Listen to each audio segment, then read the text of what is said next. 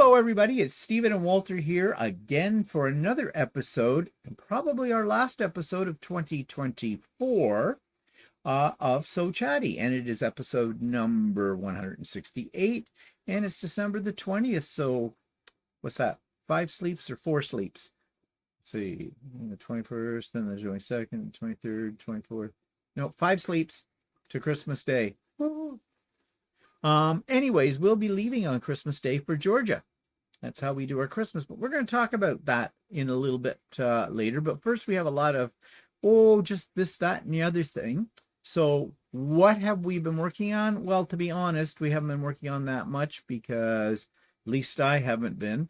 Walter's just been probably knocking it right out of the woods right there, like thousands and thousands of projects. You'll be here till tomorrow to see everything that Walter has been working on this week. I've been putting together a Christmas bag. Oh, have you? Didn't you start that last year? Yeah, I did. Yeah, okay. I had 2 bags that I needed to finish from last year, and I'm doing one of them right now, but I haven't done anything today. I was shoveling snow today. Yeah, you did. We have a little snow, just a little. It's not much. Not a lot. No. It's not a lot. Not a lot. It's not a lot when I don't get the snowblower out. No. Well, we had to go to Chick-fil-A to have our salads.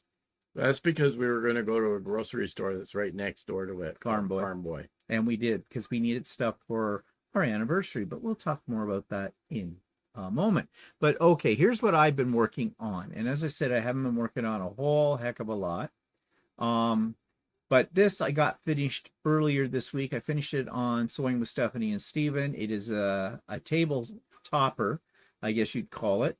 And I like this shape and this size. I've made 2 others, one for Christmas, which is on the little round. We have a round coffee table. You've seen it in the videos when I showed Christmas decorations in our family room.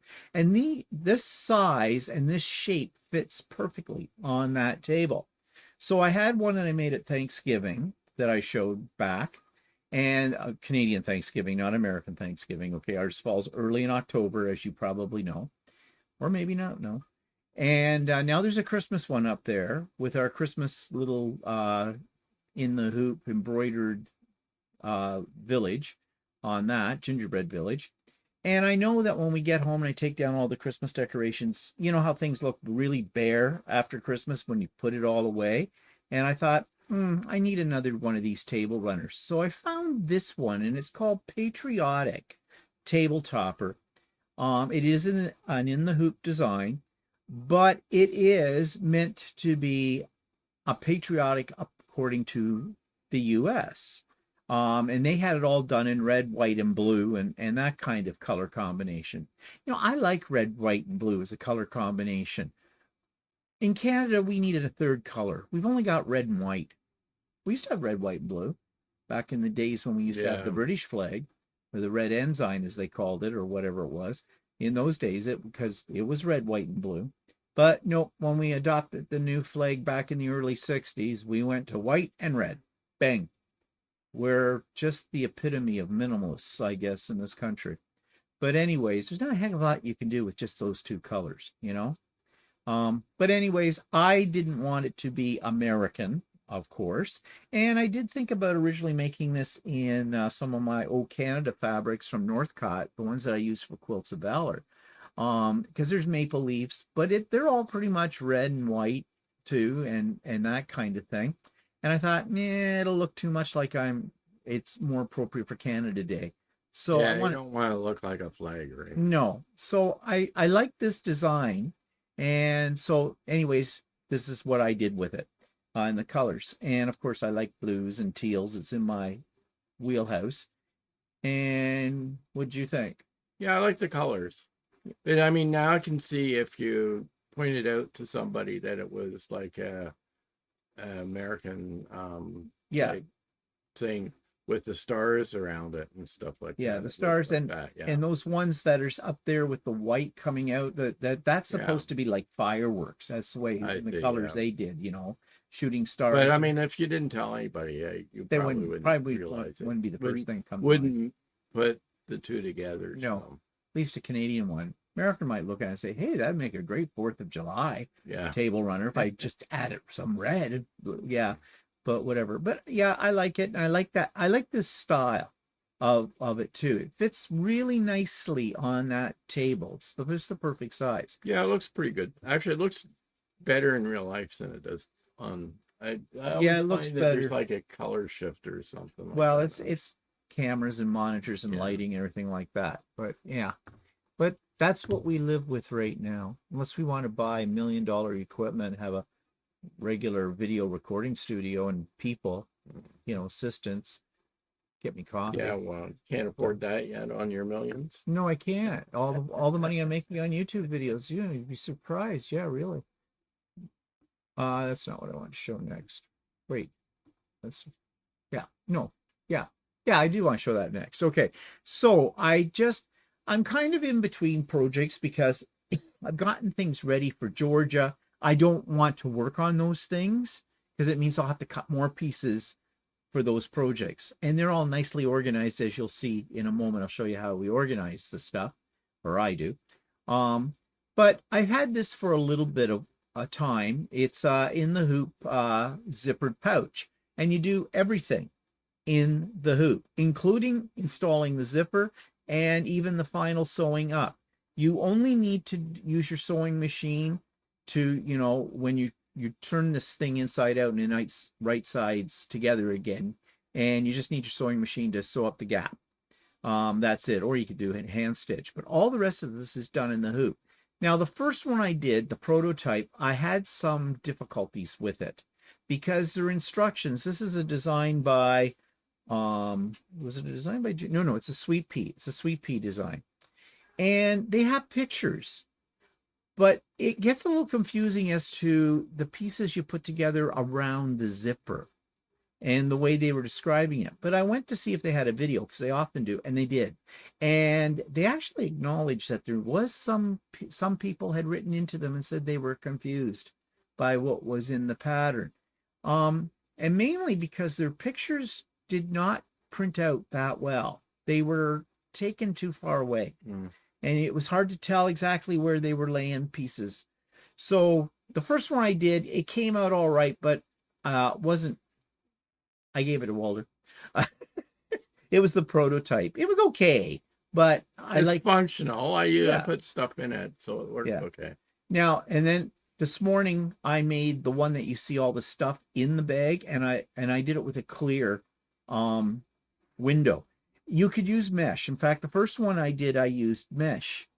But then I thought, well, I have some of this plastic. And if you remember, if you saw when I did my haul from the Reindeer Games sale at the Quilter's Cupboard, they had the Invisigrip film you put on your rulers to keep them from sliding. And I already talked about those and said, for me, they didn't really work very well. But the plastic is not a bad thickness. So that's what I'm using for that. And it works dandy for that. So, might as well make do with what I got. So that works. So the one bag, you see all the little wires, that's my microphone system and set of things that I'll be taking down to Georgia with us, because when we do some lives, and we are going to do some we are going to do some lives when we go down there, and we'll talk about that in a bit. The one beside it, I made that one for Walter because I felt bad that I gave him a prototype. So I made him that one with the little clear window. Do you like it? Yeah, I like it, but I'm not sure what I'm going to use it for, because I had the other one I put clips in. Well, you put clips in this one. Yeah, I suppose. This is the nicer one. Yeah. Well, up to you, whatever you want. I might do that. Yeah. You can't really see it either, but on the little zipper pull, the one I've got stuff in has a little key on the end of it, and the one I gave Walter, and it's kind of got tucked under in the picture, has a little sewing machine on it. Actually, I can put some buttons in there. Yeah. Because I did for Georgia, I did cut out a shirt just in case I got bored with doing bored with quilting with it all. But yeah, I think they're kind of cute. Now the design also comes with words, like you can put bobbins will be embroidered on it, or the other one says quilt clips, and there's a third one. They didn't have one without anything, but that's okay. The reason mine don't have anything on them is I didn't want any of those words on them, and I couldn't remember how to edit on my machine. I couldn't get into. I don't. So I did edit it in Artistic Digitizer, the words, and I had other words up there, but they weren't in right order. It may not have been able. You may not have been able to edit it in on your machine because it's something that it was created. Yeah. Previously on a. Yeah, another. You didn't have probably a raw file, like to be able to. No. No, because I mean, you can edit on it. You can add stuff on your machine, right? If it's blank, right? But I'm not sure if you can do it. If you can do it if it's already been on. Yeah. Yeah. But I have Artistic Digitizer anyways, and I did change it and put in words, but it put it at the end of the list, and it comes in the middle, and it's very important the order it's in. And if I fooled around a little bit longer, I could have got it in the right spot. And to be honest, it wasn't worth my time and effort for that. I'm happy with a blank. That works. So, and who knows, I might decide I don't want to use the bag for what I'm using it for right now. I want to put something else in it. And if I put, sound equipment or recording equipment across it or something, well, then I'm kind of stuck with that. So this works fine, just as it is. So, they're fast. You can make one of these bags in about half an hour. So they're not bad. I might make more in the future if I have a need. Yeah, they look handy. Yeah. Oh, and here's what it actually looks like in real life, right here. And you see, you can get an idea of the size. Yeah, they're not huge. Not bad though. They're what, 6 by 6, I suppose, 6 by 6, 6.5 by 6, and they're kind of expandable as well. So, and they're fully lined inside and every which way. So, like I said, you do it all in the hoop. Did you use like a stabilizer in like a battleizer or something like that? There is a piece of battleizer in there, but that was optional. But I decided the first one that I gave you, the prototype, did not have any battleizer in it. I decided to use it, and it does give it a little bit more body with it. I suppose you could also, like, batteizer's just batting. So what's in the one that you gave me? Just nothing? What, the new one? No, the one that the first prototype. There's nothing. Oh, okay. There's nothing. I don't know if it makes a great deal of difference. But they made it an option and showed you how to put that on, so I thought I'd give it a try. I guess it does feel a little. You want to feel my bag? Feels a little bit more like there's more structure to it. Yeah. But you couldn't put anything much stiffer than that in it because then it might because you got to turn this inside out twice. I know, and you can't get it. You wouldn't be able to. If you get too thick, it might not. You wouldn't have it. You wouldn't be able to put anything in it. Yeah. Now, one thing they did that I found was a little different in this, when it came to putting this backing piece on, in the video, they recommended that you take that piece of fabric and stretch it a little bit and then iron it. So just like that, because they said that will make it easier when you're turning it the right sides back together. So I don't know. I did it. I don't think it made a heck of a lot of difference, but who am I to say? So yeah, that's all I've been playing around with. I'm just killing time before we go more than anything. I'm just not in the mood to get started on like working on any of my other projects because I'm taking them all down to Georgia with me. But Walter, he's taking something down to Georgia. And this is all now completely done. This he started in Georgia. My picture's cut off the edges a little bit in the pictures, but it actually has binding on it. Yeah,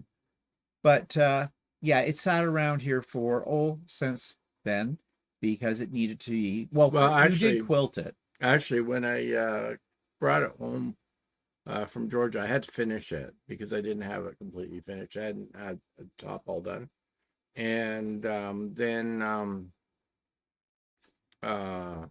Yeah, and then we quilted it, Then he right? quilted it. I showed him how to use Yeah, Lucy. and then it had to be bound. Well, I never got around to binding I it. made the So. binding for him, and I said, okay, anytime you're ready to learn how to square up the quilt, I'll show you how to square it up, and then I'll show you how to put your binding on. And with that, well, when did we quilt this? Last spring. Yeah, quite a while ago.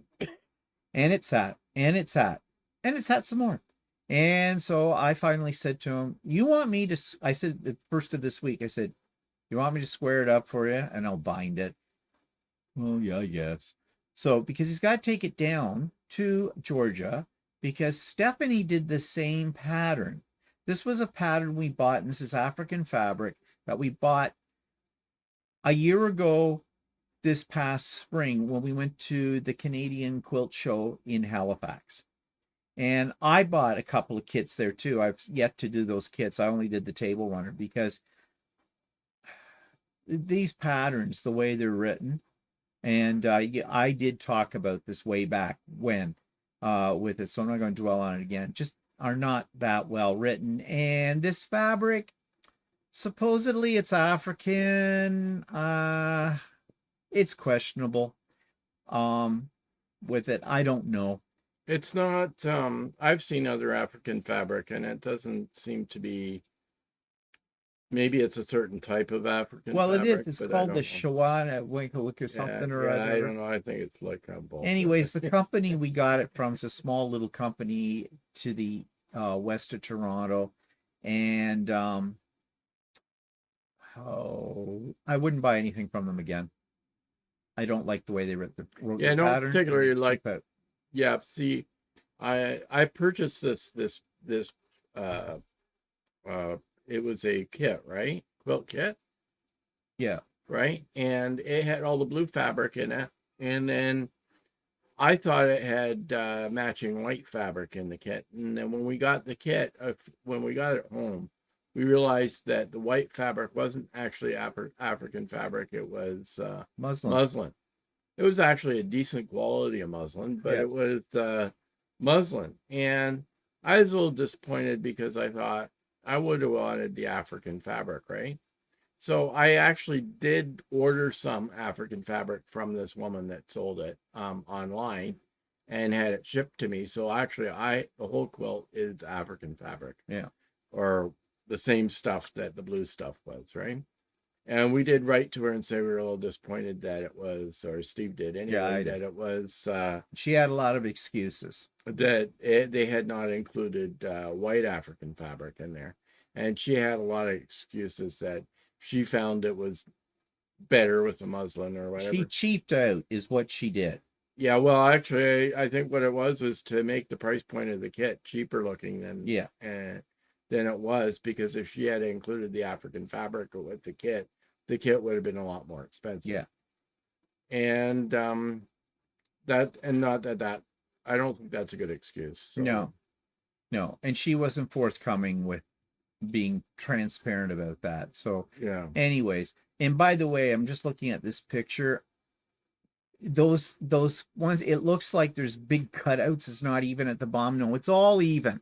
It's just when I cropped the picture, I didn't realize when I was cropping it on my camera that I cut off more than I should have in the picture. That's really not how it looks. Okay. So don't blame Walter.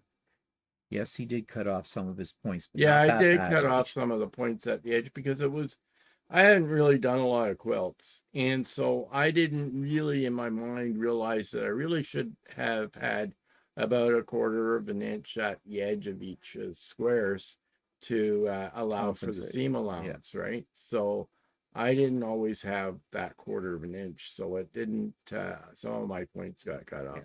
But this picture's bad. I should retake a picture of it anyways, because it makes it look like there's all this wonky stuff. It isn't. So anyway, actually, I'm happy with the way it turned out. I think it turned out fine. I think it turned out okay for considering that I don't usually quilt very much and stuff like that. And I'm sure they'll all be writing comments and praising you because your fan club always rallies to you no matter what. Yeah. And since I'm used to garment sewing where if you have a little bit, if you're a little off, it doesn't really matter that much. Yeah, the war cry of a garment sewer, it's close enough. You know, like, oh, yeah, that kind of irks us quilters with that one. So anyways, yeah, those are some projects for the end of the year, finishing up on that. So some announcements before we move on with other news. Sewing with Stephanie and Steven. We're done for 2025 because Stephanie, of course, we're going to her retreat and she's going too. So the next Sewing with Stephanie and Steven will be probably Wednesday, January the 8th, for that. I'm still not absolutely sure if Stephanie is available on the 8th or not, because after this retreat is over, she's going to another event in Texas at Stitch in Heaven as well. So I'm not sure exactly the exact date of when she gets back home. But anyways, stay tuned. We will definitely announce it. But right now, tentatively, it looks like it's probably going to be January the 8th. Okay, so the other things we've been doing, I mean, everybody's doing the unboxings and they're still going on.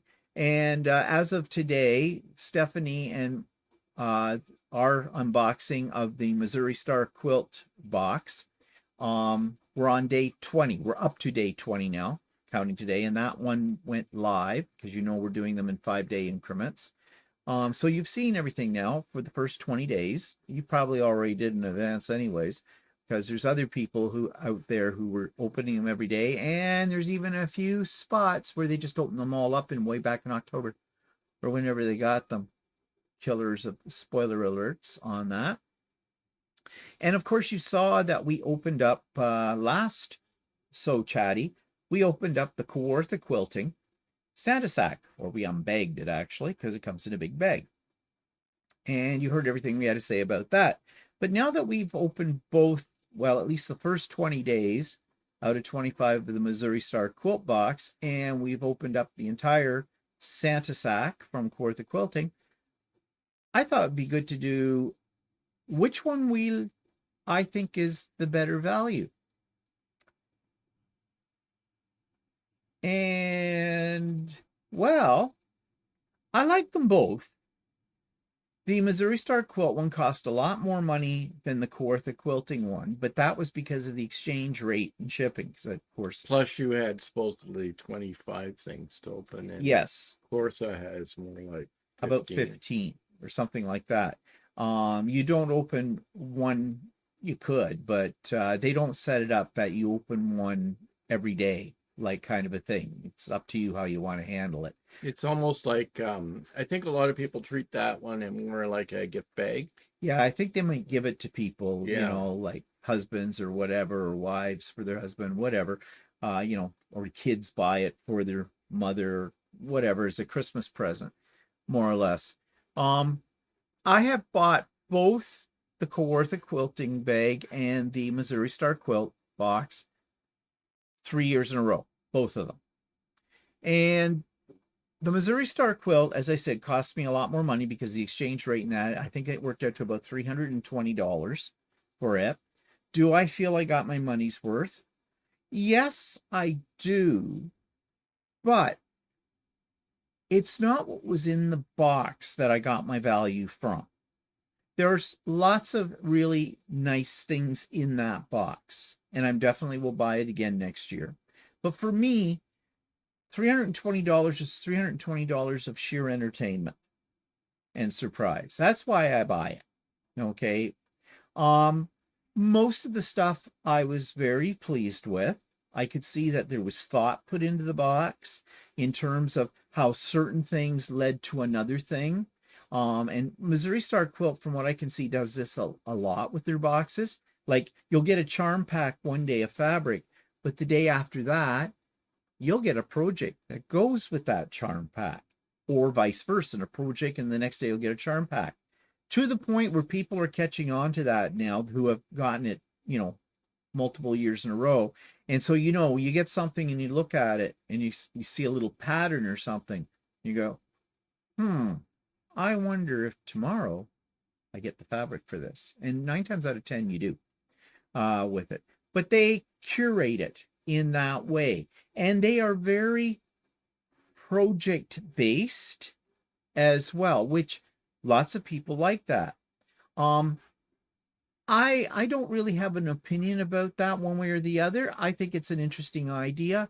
Some of the projects I have done, most of them, I think, oh yeah, I might do that. Or they're just not my cup of tea, and so I'll never do it. Yeah, Like, so don't you find that in Missouri Starbucks, there's a fair number of things that you might not use? yes, there is what I was going to say is how I want to characterize the Missouri Star quilt box. And by the way, this is not a criticism. As I said, I do not feel I did not get my money's worth, and I will definitely be buying it again next year.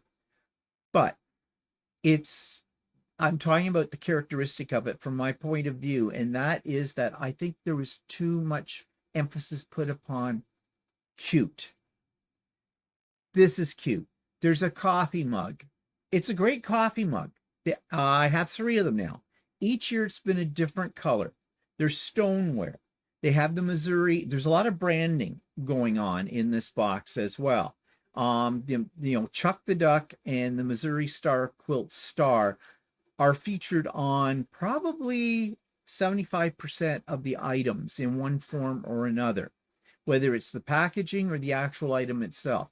I'm not complaining about that. These companies put these boxes out in order to promote their company. And I don't find this intrusive on what they have. I like the Missouri Star Quilt Star. So I don't have a problem with that at all. But things are cute. Cute in color-wise or cute in kits. And you hear this a lot when you watch people unboxing. Oh, that's cute. That's cute.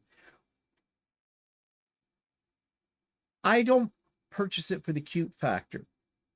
I would like to have seen more of the items more gender neutral as well. There is definitely a little bit of bias towards the female element of quilting. Although having said that, it's not horrible. Okay. And after all, still the majority of people that quilt are female. So I get it. But that's why I think the cute factor's there. Because people go, oh, this is just darling. If you watch Jenny opening up and talking about each one each day, that's the word she's using. Oh, these were so cute when I saw them. Oh, this is just darling. Okay. I'm a man. I quilt, but I'm a man. I mean, cute and darling aren't 2 words that are necessarily in my vocabulary, although I did find myself while I was opening with Stephanie that sometimes that was the word for it. Yep, that's cute. But not disappointed. Not disappointed at all. A lot of thought went into it. Now, if you look at the quilting box and of course or bag, and Walter of course opened it with me at the same time. In one way, Quilter is a quilt store. Not a huge corporation like Missouri Star. So they don't really have any stuff that's a real branding. Yeah, they don't have any branding going on. So they had a couple of things in there that like they had a pen in there with their name on it. There are things that every store can get, like they can get a pen or they can get, like stuff for their store that has a brand name on their store. So I won't say that it's not possible that you wouldn't get that, but there is not a lot of that, not like Chuck the Duck or something like that, right? So what you're getting in one of those bags are more practical items. Yeah. And that's what I like about it. Also, I found it to be closer to being gender neutral than Missouri Star Quilt. And I think that was on purpose. They have men that shop at their store as well. Again, yes, primarily their customer base is female, but I think they purposely really tried to curate items that, were not gender, like they weren't cute. That there was something that could appeal to both men and women. Yeah. And they had they really did think about what they were putting in the bag. Yeah. They didn't just put a bunch of stuff in together type of thing, right? So there were things in there that they really did think about. Yeah, there's definitely thought unique items. Yeah, they didn't just throw stuff in a bag. kind of a thing. And there were some very unique items like the knife, you know. Yeah, Now, now that was a store branded knife. They obviously bought it somewhere where they could get their logo put on it, burned right? into it, actually, But laser actually, that gray. was kind of interesting to get Hmm. in there because it is it does have its practicalities, and I'm sure, like for a man and a woman, Yeah. something like that would be handy to throw into their sewing Well, bag. essentially, it was a Swiss Army knife, Yeah, in a nice wood casing with their, as Walter said, their logo burned into it, as well. I really liked that. I thought that was good. And there were times, if you watched that video, pulled it out and I looked at it, and the first thing I said was, well, I don't know. That's kind of. And then, like, for example, if you saw So Chatty, not So Chatty, the social review the other night, when we picked some of our favorite thing out of the things we had opened across all the different openings. Walter picked out the Light It seam ripper. yeah. Well, first we picked it out of the bag and saw it with the seam ripper, and sort of just said, I "Oh went, oh, wow, another it's seam another ripper. seam Woo, ripper." woo. But then we realized it was a lit one. It was light. It has a little light in it, and wow, that makes it a really decent seam ripper because, And like, it really does work. for me, anyway, I tend to sew when I do clothes. I tend to match my thread to my clothes, right? So, sometimes I have to unpick stuff that get sewn wrong, and a lot of times, like I'll have like dark blue on dark blue or black on black, and it's hard to see that thread Yeah, where your stitches are, right? So, it is very bright. I was really impressed. and that really makes a difference if you've got a lighted seam ripper. Yeah. In fact, I used it the other day to pull out some embroidery stitches on one of those pouches I was doing. My my hoop had shifted and I need to pick out some stuff. Well, embroidery stitches are very, very tiny done by the machine. They're not easy to see because you're usually matching your thread up with, whatever fabric you're using. And that I used the light on that little seam ripper and that worked really well. I was impressed. But it was things like that when I first pulled them out of the bag and went, do I need that? Like the GE Designs alphabet number stickers. And I had just made a whole bunch of clips that I used a Sharpie on because have you ever priced those alphabeties or things like that? They're expensive with that. So I started using those. And when I saw these stickers, I went, yeah, really? I'll probably never use them. I have to have more. I absolutely love them. And I actually talked about that on the social review. So if you haven't seen that yet, go and watch that. You'll hear me talk about those and you'll see them in use in a moment. And what was cool about that bag, because you got a few items that were ones that you probably would never have bought in the store, even if you saw them. Yeah. Like those numbers. Yeah. Or even the lit seam ripper or whatever. And because you got it in the bag, you're now using it and you're thinking, wow, I never really thought about using that stuff. In fact, I think everything I got in the Kawartha quilting bag, none of it is stuff I said, okay, I'm going to pass that on to somebody else. So yeah, the Missouri Star quilt, yeah, there's a few things I'm passing on. And they were kits. Like there was an embroidery kit, hand embroidery. It's not bad. It's kind of a nice little kit, but I don't do hand stitching of any sort. So and I don't really either. So it's going down to the retreat to put on the takeaway table because Stephanie usually has a table where people put stuff they don't want, kind of a deal. And if you see something you like, you nail it. So I'm taking it down there, and I've got several things like that going down there.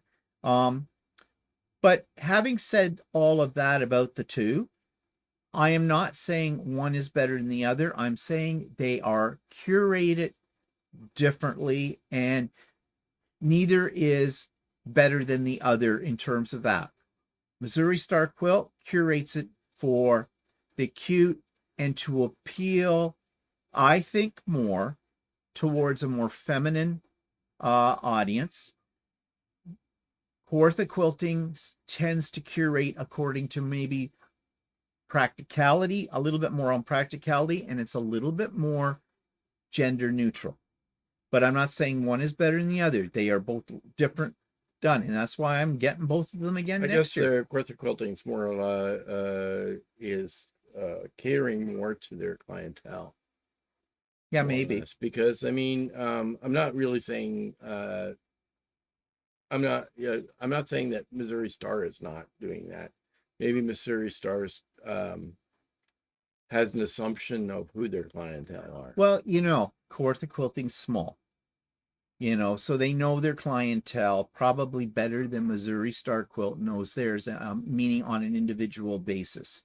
It's just big. It's just huge. How many thousands upon thousands of people go through or order things from Missouri Star Quilt? Look at, they own a whole town. It's a destination spots. People go for bus trips there and the whole bit. I heard last year they had over 30,000 boxes they put together. I imagine, I never heard a number for this year, but I'll bet you it's even higher than that. So when you're that big, something has to go, and it's the personal touch. Well, not only that, I think also these advent calendars, whether it's Missouri Star or Kawartha Quilting, is somewhat of an advertisement for the company itself, Yeah, of right? course it is. But that's not bad. No, I'm not saying that, but it's an advertisement as to items that they sell.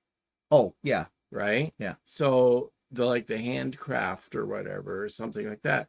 A quilter might think that Missouri Star only sells fabric or quilting supplies, right? But by showing the fact that they've got a hand kit in there, that they may sell other things as well. And I'm sure there's lots of people that do handcrafts. Yeah. You're not one of them, but lots of them that get that box would do handcrafts, and they may think, oh, Missouri Star, I didn't realize they sold handcraft. Yeah.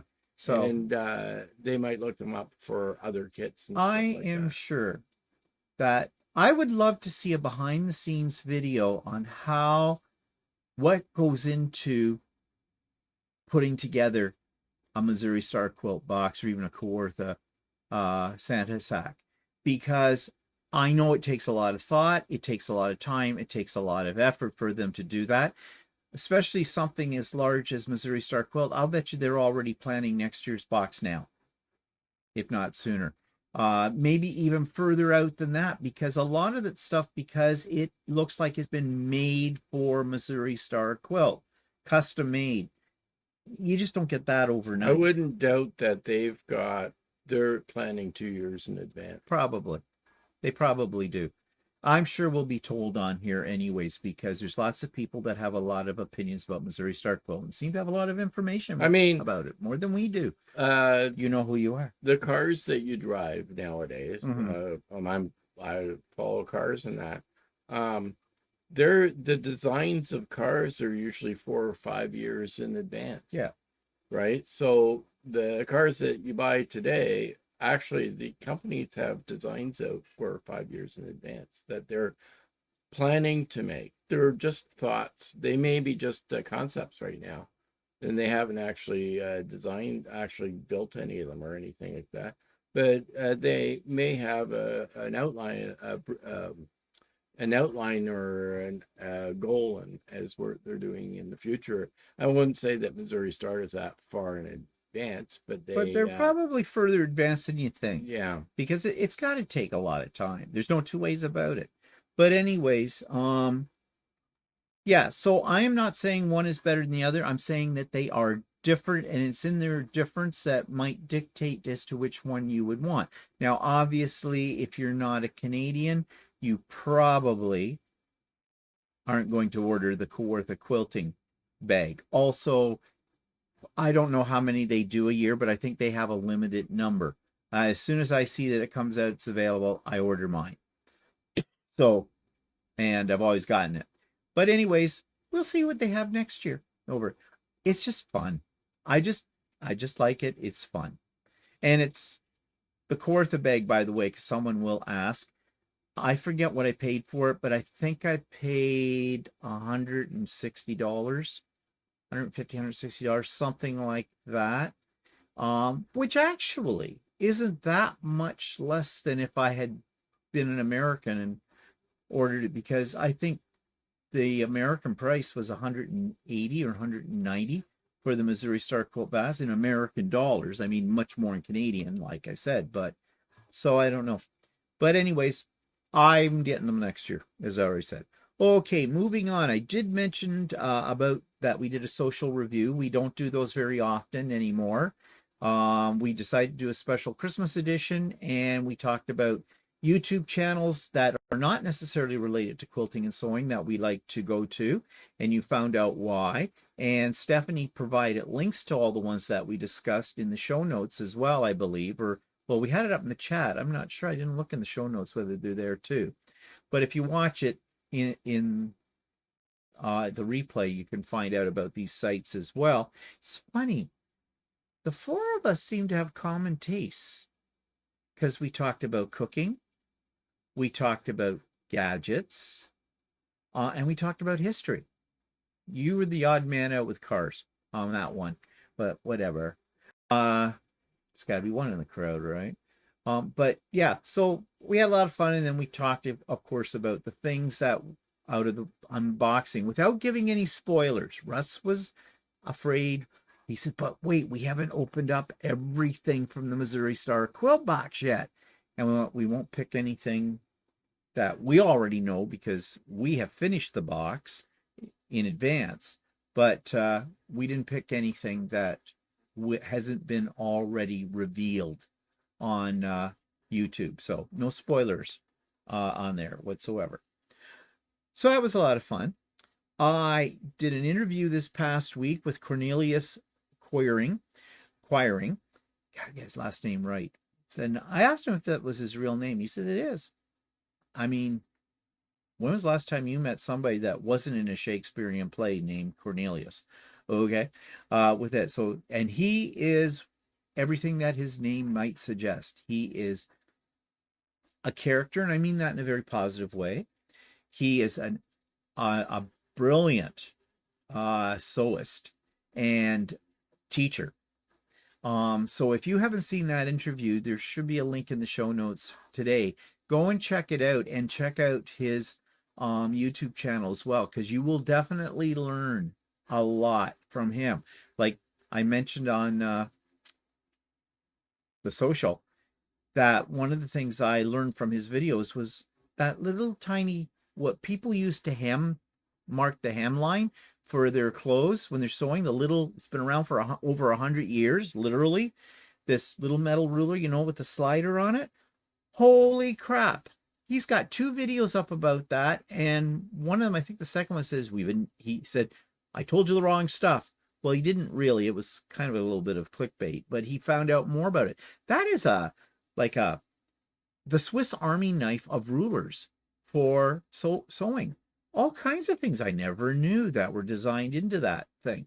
So yeah, but this is the kind of stuff he has. It's good. So do check him out. It was a good interview. I enjoyed interviewing him, talking to him. Okay, what else? Hope Air. The quilt. I now know who the winner is, and the quilt is on the way to the winner, and I am so pleased that the winner was one person that has been a long-time subscriber to our channel, and someone that we also consider to be a friend, and that is Jeannie. If you have seen any of our lives and things, Jeannie's often there and the whole bit. She's down in the States, and she was the winner. And I am very disappointed, though, in the way Hope Air handled the whole thing. And I will not be donating to them in the future, not a quilt. And that, I'm not saying that they're a bad charity. No, they're just not quilt worthy. The quilt earned $200. Yeah, they didn't advertise. It wasn't advertised. There wasn't. You were misled that it would be advertised to non-quilters, and basically they didn't really advertise it, so there were limited ticket sales. And doing more research, and I should have done my research beforehand, and I didn't. They're corporate driven, meaning that they don't really care about the individual who might donate to them. They want you as an individual to organize big events on a corporate level, like corporate barbecues, corporate marathons, corporate golf tournaments. So big money will come in, and then you can present them with the big cardboard check. And they have pictures of that, and they have information about how you can set up one of these events as well. It might have been different if you were like a corporation that had acquired a quilt or something like that. Yeah. And they were selling tickets to their members for raising funds. Yeah, to their employees or whatever. Their employees or something. Whereas you, as a quilter, only have quilters on your YouTube channel. And I told them that. And I've already discussed all this stuff before, so I don't want to sound like a broken record, because we have talked about this a lot extensively. But the bottom line is, I was very disappointed in the fact that it only got $200. Maybe if you had donated a long arm and then you sold tickets. Yeah, right. Yeah, which one, my right or my left? I don't know. But yeah, I mean, $200. Think about it. The average quilt, just in fabric and thread alone, costs $200 to make. And I really appreciated those people that were subscribers to my channel that did buy a ticket. Even though most of you are quilters, you make your own. I didn't expect you to buy a ticket. Because why? Why would a quilter buy a ticket on a quilt unless it was a quilt made by, or it was a vintage quilt or something, it was historically significant, or it was from some of the big names, like it was an Angela Walters quilt, or it was, Corey Yoder, or one of the big names or something like that. So yeah, and it wasn't advertised. And I told them this. I mean, I didn't take this laying down. I told them, okay, I'm disappointed in what it earned. Here's why I think it earned that. And I think the tickets were too expensive. $25 for one ticket. Maybe that's good for their corporate sponsors, but yeah, but not for the average person. They didn't get it. Okay, and let's just they didn't. It wasn't that they did this on purpose, that they were setting me up for failure. They just didn't know. They were not, the two ladies I talked to that were supposedly the organizers of this, or this is who you go through. I think I could have put them both in a room with a blender and a sewing machine and said, which one makes a margarita? And they wouldn't probably have been absolutely sure. All right. So, like they didn't understand quilts. Because they weren't quilters. And I don't think they were even sewists. So, there you have that. And people who might buy a ticket that aren't quilters on this also don't have necessarily an appreciation for the value of a quilt. They think a quilt is what you buy in a bag at Walmart, a bed in a bag kind of thing. And so when they were originally talking about having it as an auction, and I said, I don't think that'll work. And I told them why. Because people would look at an auction and go, oh, yeah, I can get that at Walmart for $80, so I'm going to put a bid of $10 on that. They're not quilt worthy. And that's not really their fault. I wouldn't know if you put a painting by some name, or, I don't know if I would know it from a watercolor. Well, I think, or from a paint by numbers. Well, I think it probably would. But, because I'm not in, I don't know. So I would think, oh, I like it. It's pretty. I'll put $20. See if I get it for 20. That'd be a good bargain. Because I saw the same one hanging on the wall over at the Starving Artist thing in the Holiday Inn, and that's what they were charging. So, but, so it's not really their fault. But I did tell them why I didn't think it made that much. Now, they weren't complaining about that. But anyways, it's gone off. It's been shipped. It's going off to Jeannie, and she's supposed to get it Monday. And hopefully all goes well with that. And she seems to be thrilled to be getting it, and I'm thrilled that I know who's getting it. So, lesson learned. I guess. So you don't have to hear me talk about that anymore. Okay, what else are we talking about here? Oh, okay, other things that I've been up to. Well, I've got this idea. Actually, another subscriber gave me this idea. You know that I 3D print. And lately I've been printing these fantasy things, dragons and Pegasus and unicorns and things like that. And I like making them, but really, how many do I need? I've already filling buckets with them. I've given a few away where I could, mostly to my nephew and niece. But these ones are miniatures. Now, in the picture, you can't really tell how tiny they are, but they are tiny. Let me grab the basket.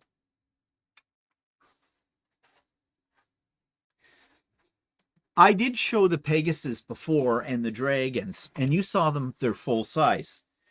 This is what they look like as a miniature. It's about 50% of the size of the real one. Quit dangling the thing with his little feet. Your feet. You pig. I know what you were thinking. No, I just was showing that they move. Yeah, they're articulated. So they're, they'll lay down, they'll stand up, whatever. I think they're really cute, and I make them in all kinds of different colors and stuff like that. But I'm getting quite a few of them. Here's another one in sort of a bluey color. And then I've got smaller versions of the big dragon. You've seen the big dragon before. Well, here's the little guy. And then I found a new dragon model, and this is a smaller version of it. It's actually very long and big, but this one. But I've got all kinds of these things. And somebody was saying, well, why not take them to an elementary school? Maybe the teachers can use them as prizes or use them to decorate their classrooms or stuff. Someone suggested the dragons would be great. They sometimes do units on fantasy and stuff like that. Well, that's not such a bad idea. Maybe I'll go over in the new year to my local elementary school that's only a few blocks away from us and go in. I've donated stuff to them before, but like craft supplies, and go and say, I have buckets of these. Would your teachers have any use for these or whatever? And see what they say. Otherwise, I'm going to be stuck with a lot of them. Well, not really. I have another plan. Don't hold me to this, because this involves a certain amount of expense on my part. I have had people ask me, they have said to me, why don't you sell them online? And, I've got things for sewing and stuff like that and quilting that I make and all that kind of stuff too. And I've said, well, the problem is shipping. I don't mind giving them away for nothing. I'm not looking to start a business selling these. I just enjoy making them. It's kind of like how we enjoy making quilts, kind of a deal. It's a journey. But what I'm thinking of, and I don't know if this will come to fruition, I need to check out expenses and stuff, but I'm thinking of holding maybe on each of our lives or once a month on our live, a draw for a small box of some 3D printed goodies. And if you win, I'll ship it to you. But I have to see how much that's going to cost. Canada Post is very expensive. However, FedEx and some of the other courier ones out there have become very competitive these days, thanks to, I think, Amazon and that kind of thing. So it might not be that much for me to ship to somebody within Canada or the United States as a winner. So I'll see.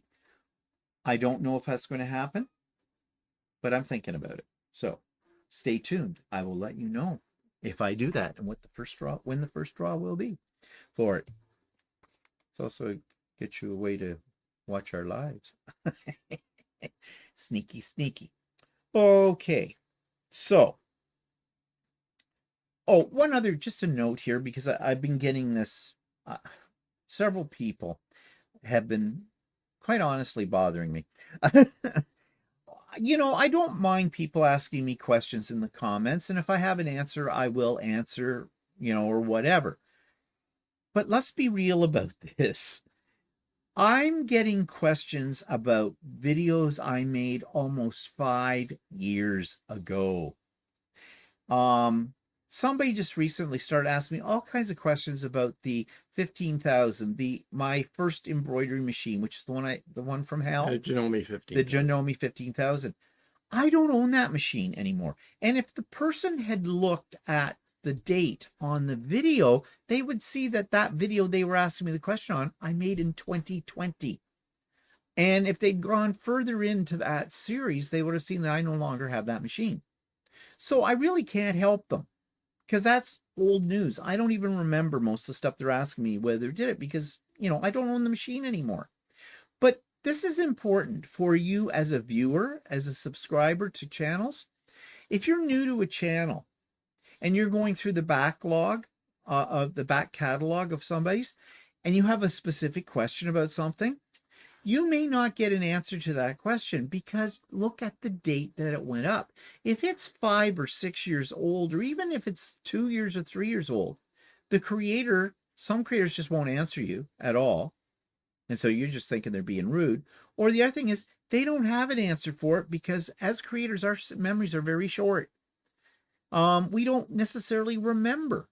It's same as if somebody shows you like a shirt or something like that, and then they made it 2 years ago or whatever, and they say, "Oh, what kind of fabric did you use in that?"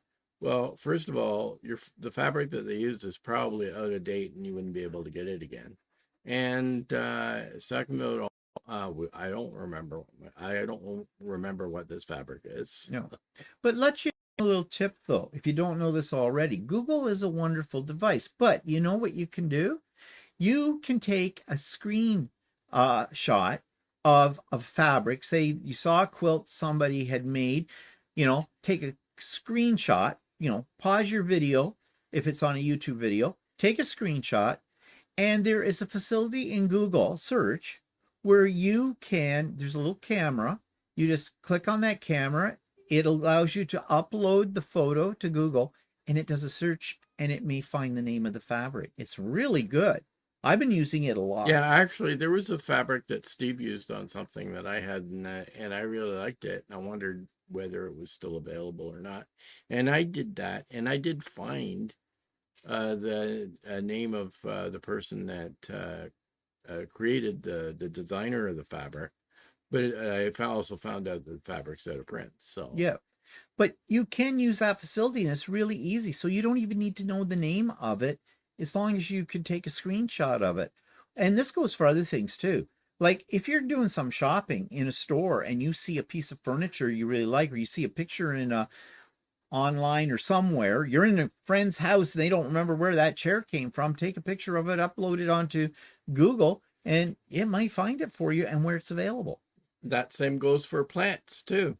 Yeah. If you're walking around outside and you see a plant and you go, "Oh, I wonder what kind of plant that is," take a picture of it and put it up on Google, and if it's a decent picture of the plant, it'll show you examples of other plants like that. But don't expect a content creator, if it's an old video, to remember all this stuff, nor to go searching for it on your behalf, because I have done that in the past and then find out the person's asked a question a little bit, and they did nothing with the information. So that was a waste of my time, really. So that's why if you don't get an answer back from a creator, check the date of the video. It may be they just don't remember, or they just don't have time to go back into the backlogs and try to figure this out for you. They're not being rude. It's just, we move ahead. So catch up, kind of a thing. But there are tools out there, as we've already said, Google, that can help you. So kind of help yourself. And there's just people that are lazy. Well, that too. Yeah. Well, I could Google it, but it's easier to ask you. It's easier to ask you because you probably have the answer instant. Well, not necessarily. Okay, so we're getting ready for the Georgia retreat. So how are we getting there? Walter's driving. Why is Walter driving? Because I don't like to drive. Walter likes to drive. How many days will it take us to get there? 2. We have 2 nights in hotel rooms. We leave Christmas Day. Technically 3. Well, yes, technically 3. Yeah, we do.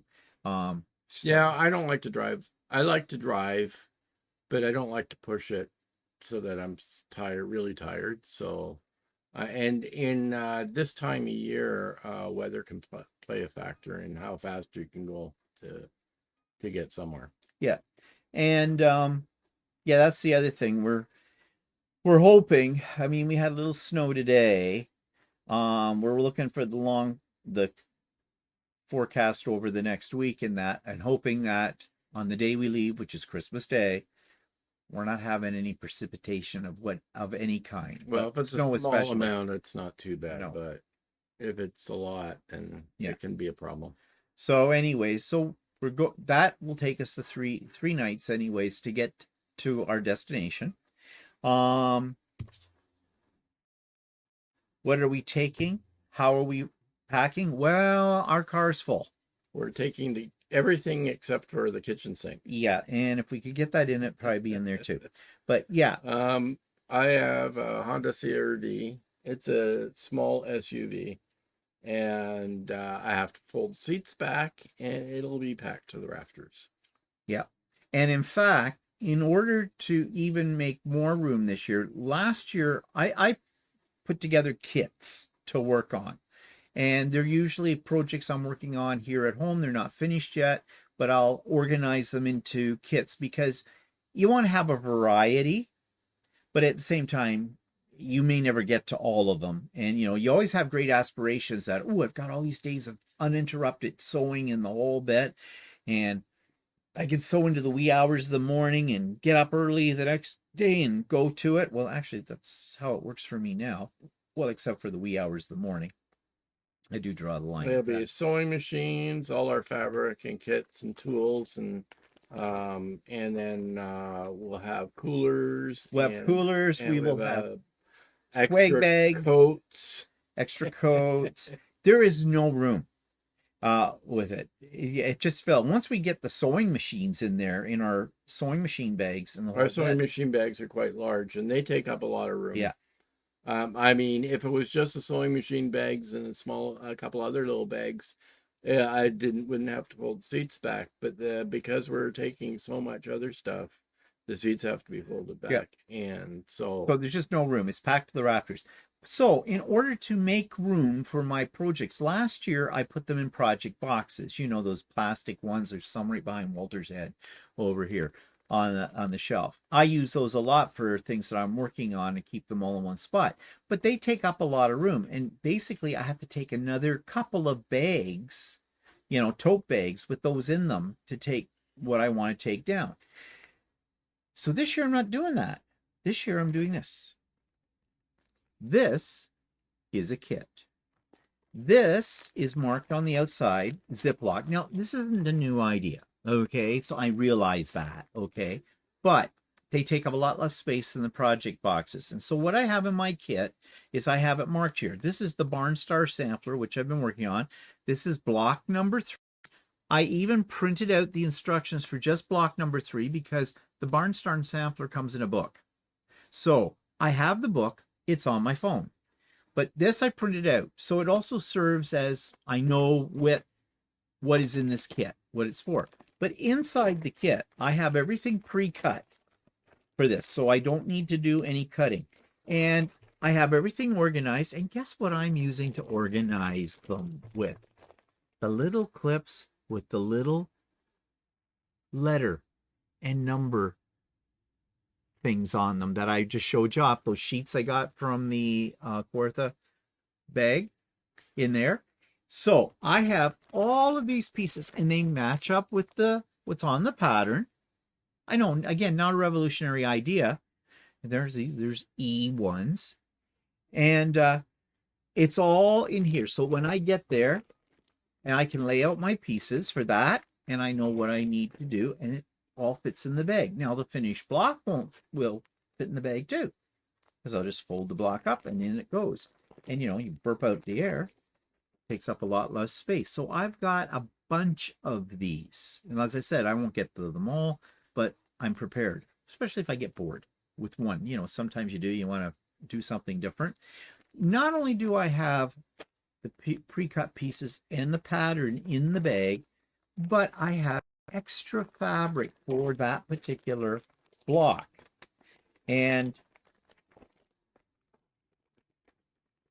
for example, this is scrap. This is extra fabric in case I blow it on a piece. I've got enough that I can cut a new piece out as well. But they're all in my little bag. So I can go in there. And these won't take up as much room. So my idea is I'm going to try to fit as much stuff into my sewing bag as I possibly can. The less you have to lug around. But it's still going to, the car is still going to be plugged full. Yeah, I preferred to have it low enough in the car so that I can actually see out the back window. Yeah. But that may not happen. No, it may not. And thank God for video. Thank God for backup cameras. Yes. And also we have to take our clothes, our toiletries. We've got swag bags, 14 of them, in there as well. So yeah, there's a lot of stuff that we're traveling with. And like if Walter stops really suddenly, there you may see a whole lot of sewing machines in the back of our head with our faces pressed against the front windshield too. And when we get to the border to go across, last year we tell them. We tell them we're going on a quilting They usually retreat. make me roll down my back window so they can see I'm not smuggling illegal immigrants in. God help them if they pull us over and go through the stuff. Because, yeah, I told you, that's sewing machines and that stuff. Yes, we're opening a store illegally in the States. No, we're not. This stuff is gifts. This stuff's here. This is the stuff we need. We're quilters. Well, they didn't question us last year. You just want to roll down the window because your windows are tinted to see what was in there. So, yeah, that's a lot of the stuff we're taking and how we're doing it. So what are our expectations this year? Well, we have an expectation that we're going to have a good time. That's why we're going again. We had a really good time last year when we went, and that's why we're going again this year. And this year should be even more fun because last year, with the exception of Stephanie, most of the people we didn't really know that were there. Well, with some of them we knew from online. This year, there's only a couple of people we don't know with it. The rest we know. And some of us are content creators. Well, Russ is going. Stephanie is there. Walter and I. So we will for sure be doing at least one live. When that will be, we don't know yet. And that's why in this little bag here, I have my microphone system because I bought a few extra mics so that each one of us can have our separate microphone, be mic'd up for all this. Because I'm taking my computer, another thing in the car that I have never ever traveled with before with my laptop. I usually take my iPad. I'll still be taking it, my phone. But I figured this time, no fooling around. Plus, I'm taking an extra camera and a stand for the camera. Like I said, everything but the kitchen sink is in there. So we intend to do live videos, Stephanie, Russ, Walter, and I, while we're down there at various stages. We are hoping that on one of those lives, there will be a special appearance from a special guest. I cannot say any more. My lips are sealed. I can't tell you who it is. It's a surprise. But I'm sure this person will not be a stranger to most of you. And yeah, we're expecting to have a really good time down there. Stephanie and I talk all the time, but we don't actually, like, she's in Ohio, we're up here. So yeah, it's always good to get together, in person with that. So yeah, and with Russ too. So we're gonna have a good time, and all the other people that are coming as well. Yeah, so how are you organizing your stuff for this? I'm putting stuff in bags and stuff like that too. And I've got the project that I was going to work on all separated out, sort of like what you did. Well, you're working on Stephanie's I'm going to rock do candy, aren't you? I was planning to do Stephanie's rock candy, and I also cut out material for a shirt in case I got bored with doing. Only thing is, I'm not taking my surgery down with me, so I may have to do the seams a bit different than if I get to the shirt. I don't know if I will or not. Well, we could try to get the serger in. No, I don't want to drag serger with me. So it's only for the I'll have to do flat felt seams if I do that without the serger. So that I've done them in a while, but I mean, if I get to that point, I don't know if I'll get to that point. So, I mean, last year I think I cut out a shirt too, and I never got around to it. So, yeah, I mean, or if I get something else that I want to work on down there, I mean, I'm not bringing anything else, but but there's my machine, and I usually take home a lot of tools. I like having extra. And then yeah, and then it's our clothing, and we're gonna have a cooler with stuff in it and other stuff. Yeah, because Christmas Day dinner for us, maybe a sandwich. Yeah, so we're gonna have a lot of stuff with us. Yeah, I mean, even when I go to a sew day to my club or whatever, I actually pack a fair bit of stuff when I go there, and I have it takes up a lot of room. My stuff takes up a lot of room. So, and that's just me. Yeah, yeah. Well, if you've ever been on a retreat before, you know what we're talking about. Yeah, it's you think it's going to be simple, but it's not. Suddenly the car that you bought that supposedly has a lot of room with seats folded down doesn't have as much room as you expected. No. And then you have to do some clever packing as well in there to get it all. You fill in all the nooks and crannies with it.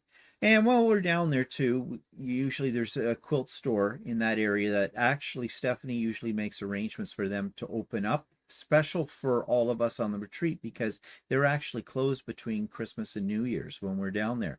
And well, I made it worth their while last year for sure. They made a lot of money off me alone. I don't know if they're going to make as much this year. Yeah, because with the exchange rate between the Canadian dollar and the American dollar is quite not very lucrative. I think we're paying about a 143 now. Oh gosh, each dollar. So if something costs $1 in American money, it's $1.43 for us. Yeah. So $14 fabric material for a yard actually costs us about $21 Canadian. So yeah, that's pricey. So I'm going to be selective. I've got a few things on my list that I want to see if they have in that particular store. But I think last year I dropped about $900 Canadian. Or was it $900 American? And I'm only buying anything that they have something that's unique that I can't get here. So I'm being more selective this year. At least that's what I say right now. Yeah, who knows? But once he gets into a quilt store, he goes and run up and down the aisles going, I want that, I want that, I want that. Those ladies last year, I kept coming up to them, putting another bolt of fabric on to cut. And they said, how much do you want of that? It says 2 yards. 2 yards. Had to keep telling the yards. So occasionally I'd slip into meters and they'd like, excuse me? No, yards. So I forgot you don't speak Canadian with it. But then after a while they got so used to it, they go, anything I put up here, unless I tell you otherwise, it's 2 yards. Okay. So they said 2 yards. Yep. Okay. No problem. But I just kept seeing stuff. It's a great little quilt store. I can't remember its name. Stitch something. No. So Central? No, it's not Stitch Central. I can't remember the name of it. But great store. They have a lot to pick from in there, and that's the problem. And then, when I see a bundle of fabric, and you know how they fold it in such a way that it just looks beautiful, and you look and go, oh, I have to have that. So yeah, I'm going to try to hold back. I mean, I have a lot. I could shop my stash, but can you ever have too much fabric? The common thread. Common thread, that's what it's called in Thessalonica, right? Yeah. Where we're going in Georgia. So yeah, if you're ever down the area, check them out because they have a good selection. And their price, they give us a discount too. Yeah. I think that what they give us, 15%? Something like that. Well, so it might be worth our while. Yeah. Yeah, we have to do the math. I mean, I did buy. Actually, I bought some fabric there last year, and I haven't used it. Well, there you go. But anyways, we're looking forward to it. And right now we're in limbo land. And tomorrow is our anniversary. And we can't do what we usually do on our anniversary. Usually we have lobster tails, and we usually get the ones that Costco has that are frozen because they're really good. They're Canadian Atlantic lobster. I mean, they do have some at Costco right now, but suppose fresh, like, well, well, no, no, they're actually, previously frozen, you said, yeah. And I'm iffy about them. It's like Yeah. we're really picky that it isn't. Can't taste fishy. It can't taste it at all. fishy. It does, no. No. It's a, And I'm not sure if I want to pay $114 to find out if it's fishy or not. so we were out this afternoon. We decided to get some exotic cheese. There was a brand that they used to sell frozen that were really, really, really good. You mean lobster? Yeah, yeah, we were there. I was. But they don't have them this year. So, anyways, I think we're just doing steak and that kind of thing. But that's okay. We have our champagne. We always have champagne and everything like that. So, yep. I suppose we have to start a new tradition. We just can't get what we always used to have, but that's all right. You know, it's 41 years. Count them. Don't believe me? I will chop off his arm and have you count rings. I don't have a problem with that whatsoever. Especially those new knives he's got. They just go right through you, no problem. Because we both know how that works, because we both nicked ourselves on those new knives. Yeah. 1, 2, 3, 4. Oh, no, there it is. 5. Okay, they're all there still. Anyways, that's it for us today. Everybody, we will be on live as usual on Sunday at 4 p.m. But if by chance we don't see you now. Yeah, we don't see you now. Well, we won't see you probably before Christmas. So have a Merry Christmas. And all the best in the new year. And we'll see you. Next time you'll see us after the live, it'll probably be in Dahlonega, having a good time. Okay, wishing you were there. Okay, see you later. Bye, everybody. Bye-bye.